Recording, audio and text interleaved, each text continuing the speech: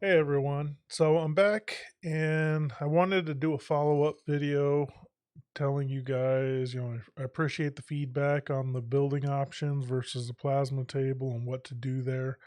And good news. The good news is with a slight adjustment to the building size, um, I was able to afford the building and the plasma table. Um, in this video, I'm going to tell you which plasma table I got. I'm going to give you um, brief explanation as to why I chose this company and why I chose this particular table as well. But first, let's talk about the building. So initially, what I was looking at was a 26 by 50 building with 12-foot walls. Um, and vertical siding on the side walls. I was looking at three. What was it? Three 10 by 10 doors. I think that's what it was, or it was two 10 by 10s and one 12 by 10. Um, Either which way, it doesn't really matter. One man door. So that was going to put me over the budget, and it really wasn't a lot that I needed to change to get that within my budget. And realistically, what I needed to change, it didn't affect me getting a two post lift, and it doesn't affect vehicle capacity at all. Um, it affects the size of the garage doors, which isn't a huge issue. Um, and it affects a little bit of space as far as being able to move around, but not a lot.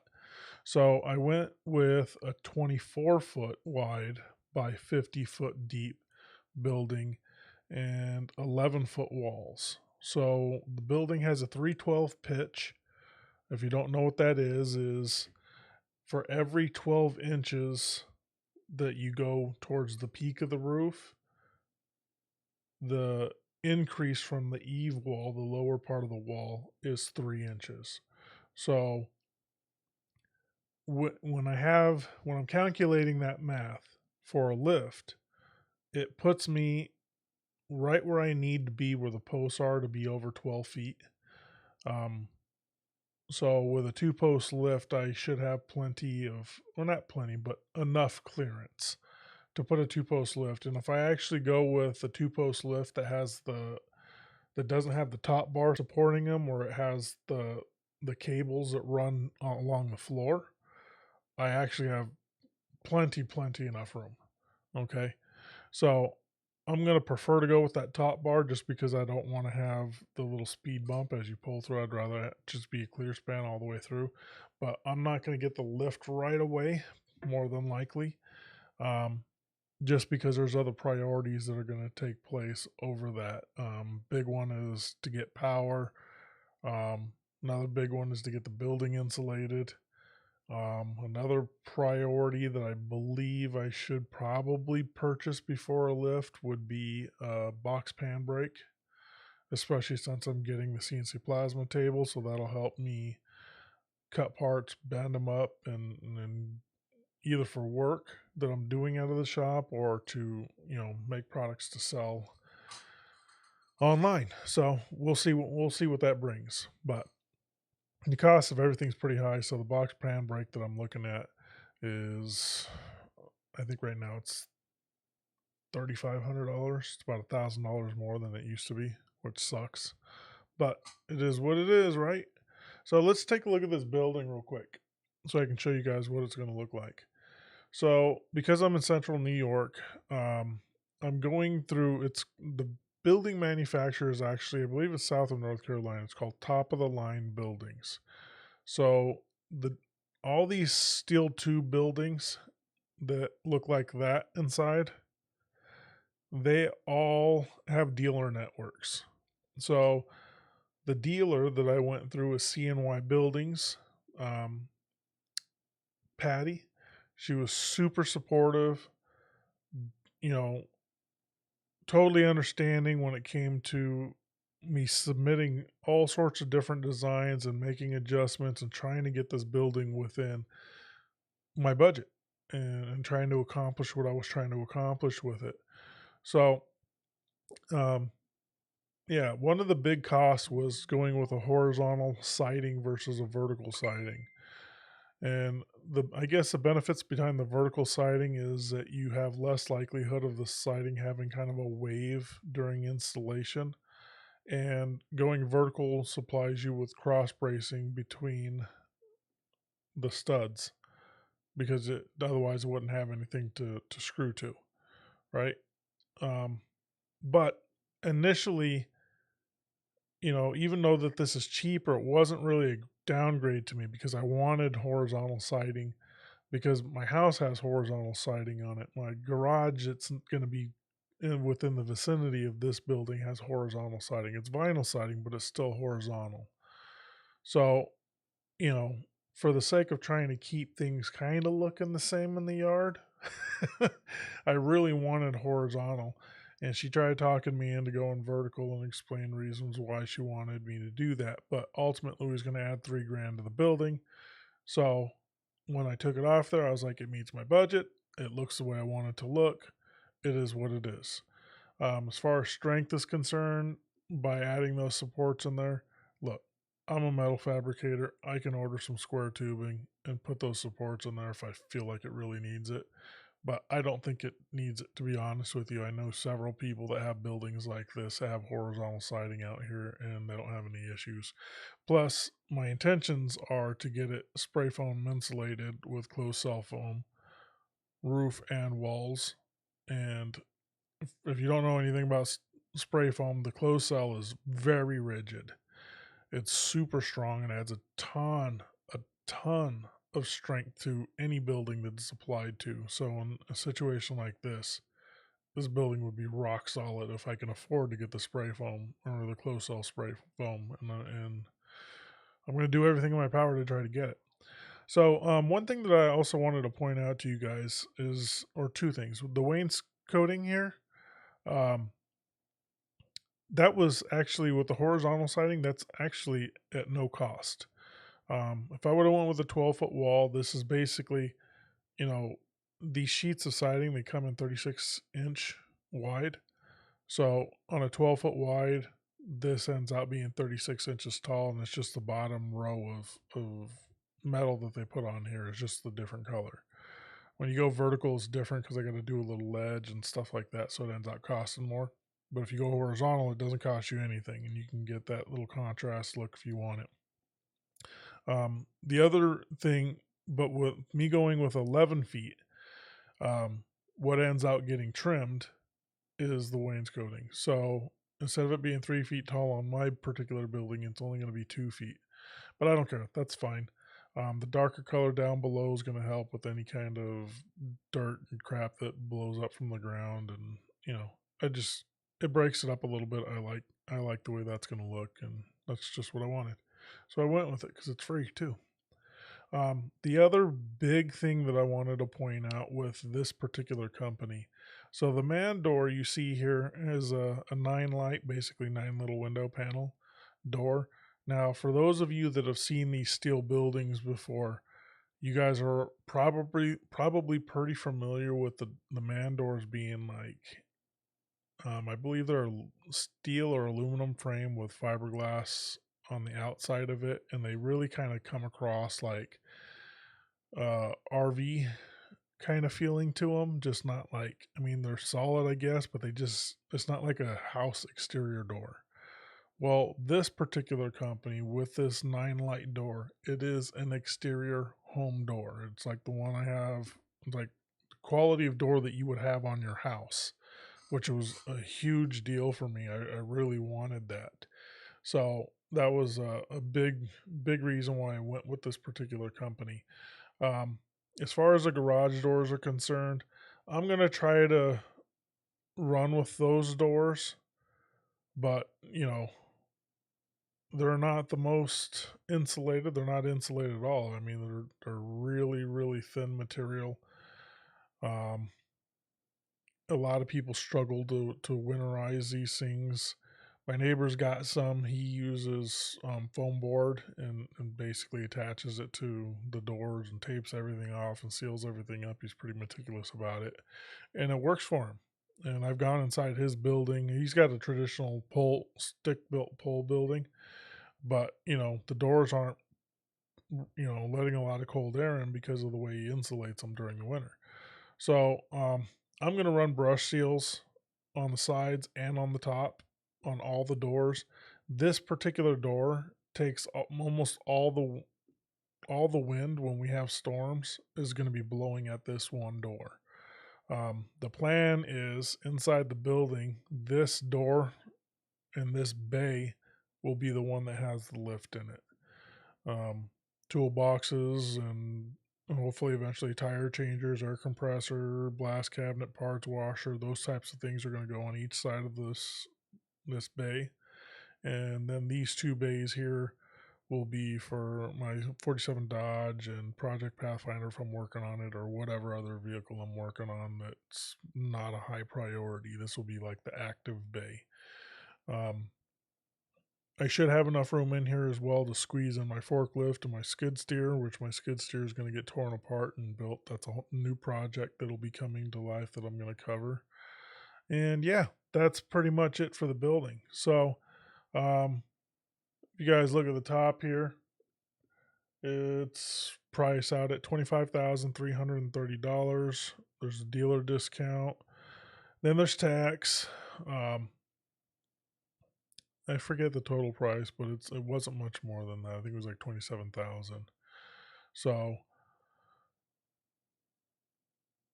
extremely more expensive than it was 3 years ago. Way more expensive. But it's the sign of the times, I guess, right? And unfortunately, our economy is shit right now, and we got to do what we got to do. But I'm not going to allow our economy to dictate me moving forward. So that's the building I'm going with. I priced out the concrete. I got the concrete guy here in the area that's done work for people that I know, and he's, I guess, a buddy of a coworker of mine. He's going to be doing it. We initially talked about 26 by 50 because the building is going to be smaller. It'll be a little bit less, but I'm actually thinking about going larger with the concrete slab, and for a couple of reasons. I know that people have issues with water coming under the wall with these buildings and they just caulk around them. But what I'm thinking about doing is the last edges of the building to just slope it away from where the wall is. And if I have to caulk at that point, then that's what I'll do. The manufacturer recommends that as one option. The other option is to cut down a notch for the siding to sit down in it. The only problem I have with that is it's very labor intensive. Sorry about that. My phone's going off. It's very labor intensive to do that notch, and I'm not trying to increase the cost of this. That's one issue. And the number two issue is when you're running concrete anchors, there's actually a very specific spec that needs to be met between the edge of the concrete or like an expansion joint and where the actual anchor is. And I believe the style anchors that they use it calls for 6 inches. So if my slab ends right at the edge of the building and I just notch it out for the siding, and they run those anchors in, they're nowhere close to 6 inches.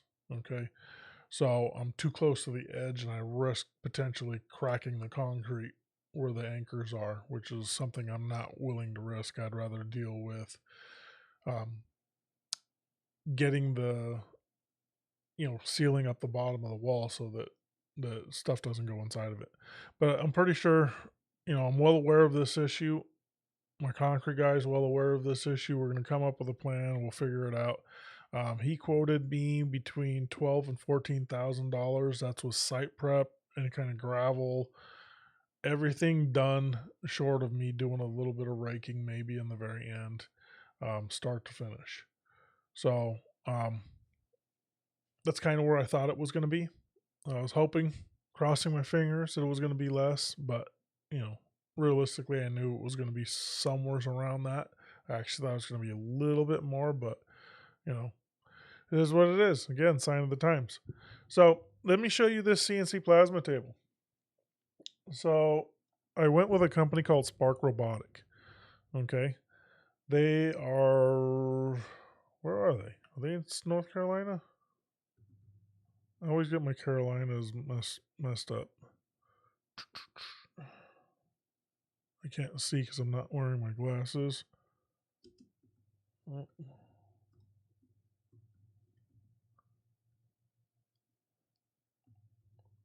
And I got my microphone in front of my face. So, so this is a company here, Spark Robotic. They just started doing CNC routers, which really have my attention because I do absolutely want to get one of those. This table here on the left is their 5x10. Mine's going to be a bit different configuration than that, and that is precisely why I'm getting the table I'm getting. It's a 4x8. On the 5x10, the gantry is on the short side of the dimension, where on the 4x8, the gantry runs the long side, and I'll show you what I mean in just a quick second. So again, 5x10 here, right? Short side, it goes across the width. And they're really pushing the marketing on their CNC routers right now.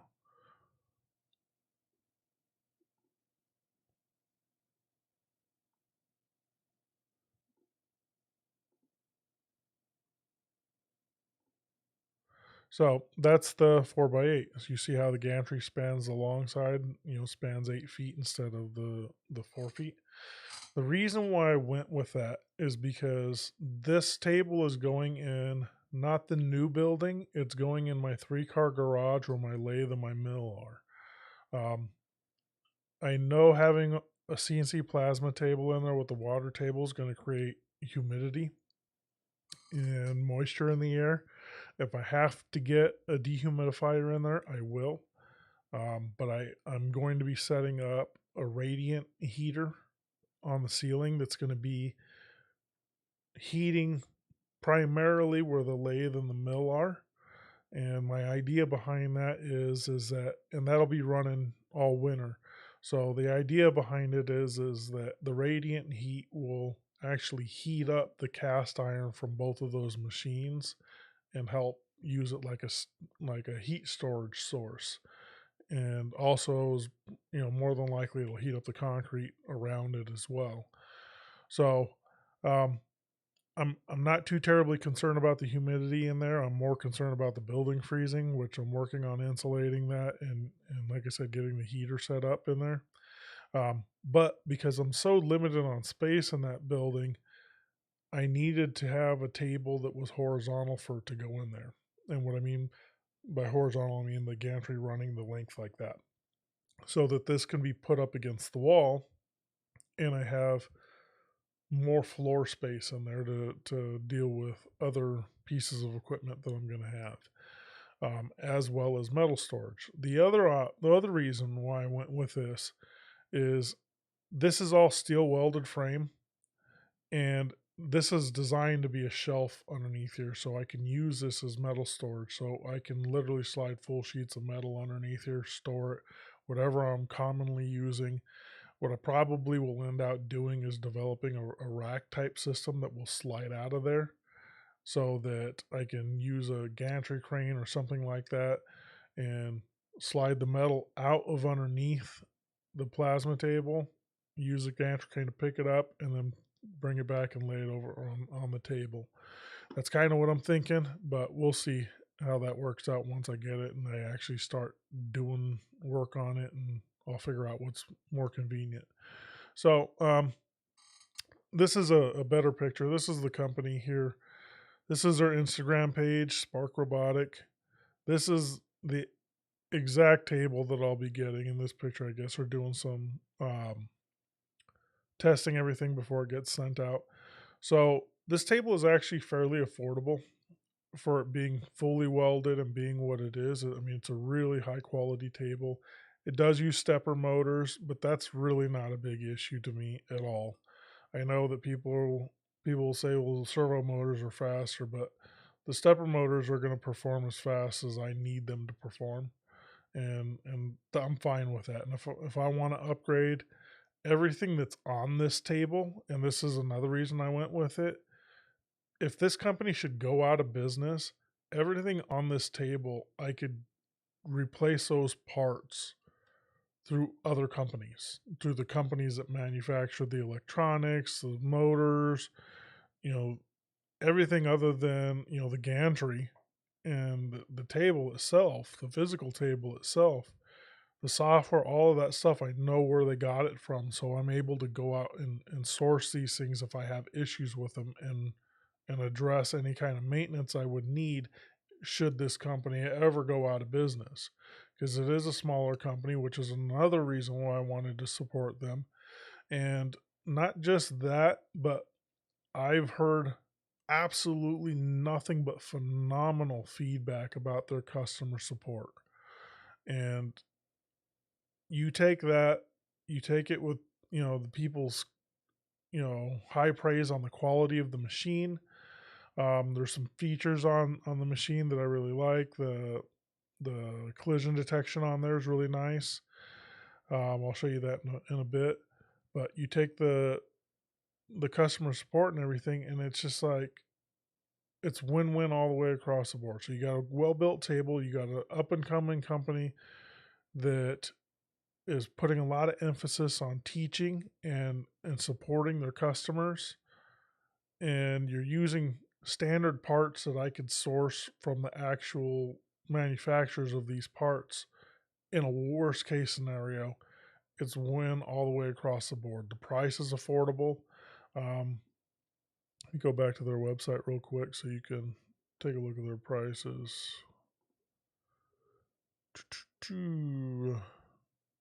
So the 4x4 table, I wouldn't consider that to be a really good option for best bang for your buck.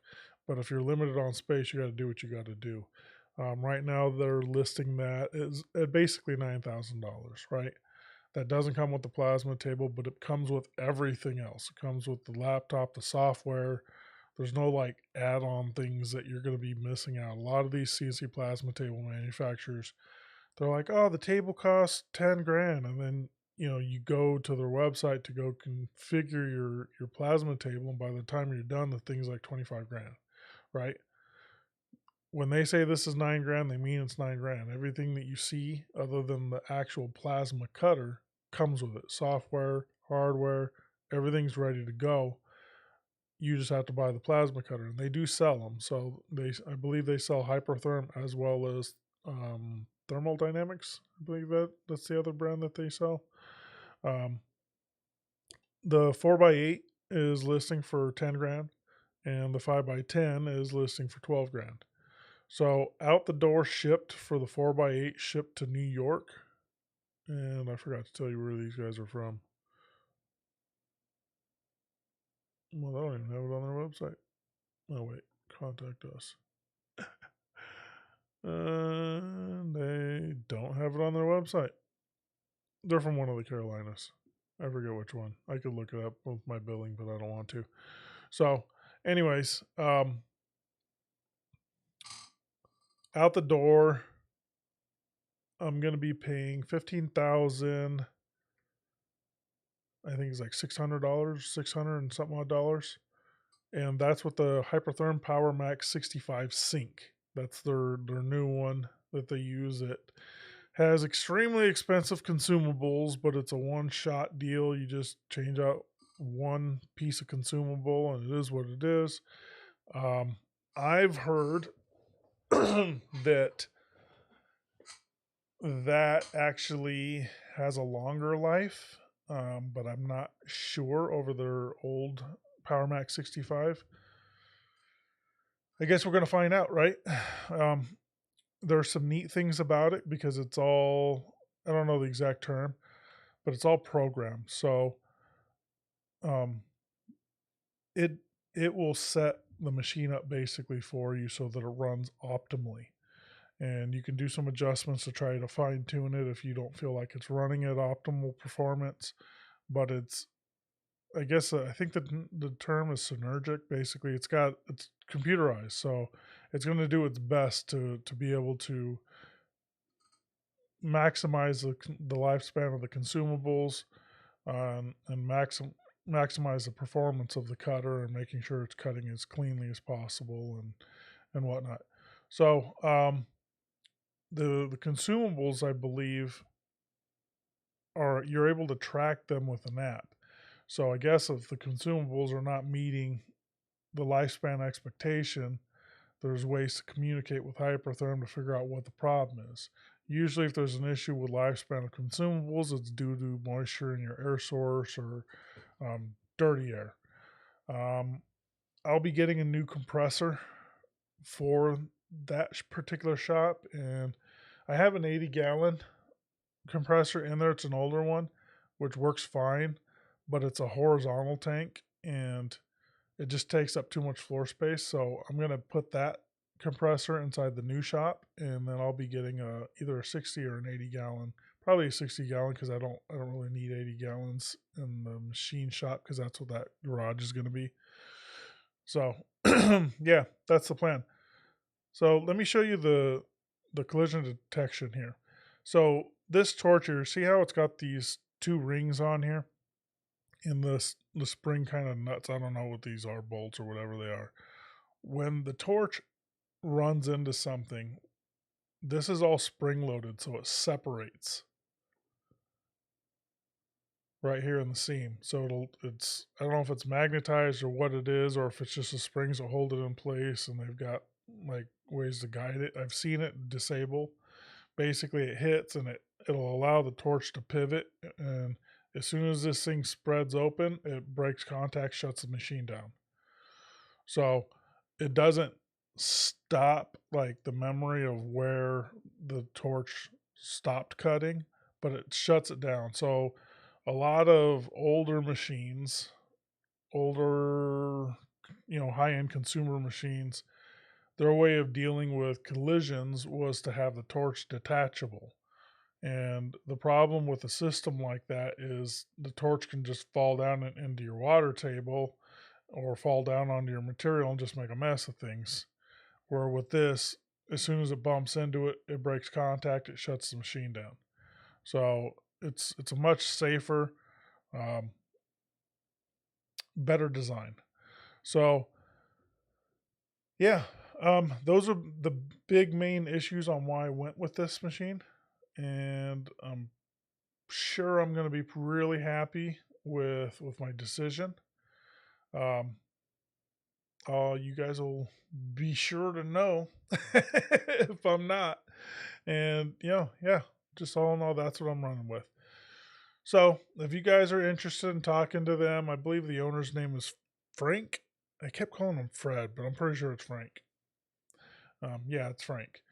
Um, he's very super helpful. He'll get on the phone with you and talk to you through whatever questions that you have. Um, I didn't have a problem at all getting any of my questions answered. Real helpful. So, and if you're wondering how the process works as far as payments are concerned, I think right now they said they had the 6 to 8 week lead time. So I ordered the table, I don't know, 2 weeks ago, week ago, something like that. And I think it was 2 weeks ago. And I basically paid half down. And when the table is just about ready to ship, then I'll pay the other half. You pay wire transfer, or you could mail a check, which would take forever, but you could do that if you want to. I just paid the $15 that my credit union charged for wire transfer. And yeah, that should be that. So thank you guys again for your feedback on what to do with this. I was really quite stressing out about it, to be honest with you. I'm still stressing out until this building's built and I have everything in hand, everything's up and operating. I'm going to be stressing out to a certain degree. But everything's moving forward, and it seems to be just piecing itself together the way I had hoped. I was really hoping that this would happen last year, but it didn't. and I'm not sure why, but I don't care. It's piecing itself together now, and I'm happy. So I do want to say something. I'm going to put out a podcast, not on this channel, but on my 6 to 3 podcast channel, that is going to talk about where the finances came for this, all of this. Um, so if you guys are curious about that, subscribe to 6 to 3 Podcast on YouTube or head over to Rumble and check them out. Check me out over there. A lot of the 6 to 3 Podcast content is going to be on Rumble versus on YouTube. If I'm on there saying anything kind of controversial, I don't want to get kicked off of Facebook or YouTube.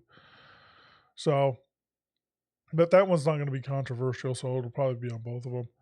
And yeah, I'll explain that there. It's very personal to me, so I don't believe this is really the place for that. But yeah, I'm not sure when I'll put it out. Maybe in a week or two, and I'll go through that and explain all that. It's a good story, but it's a lot of me yapping like this. So, anyways, thanks for watching. Thanks for the support. Videos are coming, not just this stuff. Like work videos are coming. Weather is showing signs of it, getting better. We had 60 something degree day today. It was windy and raining, but it wasn't terrible. Last week, we had spring weather pretty much all week, which was awesome. But then we turned into wintertime over the weekend, and it's been shitty up until today. Rain sucked, but at least the temperature was okay. So we're kind of doing the New York up and down winter, spring until it kind of levels out.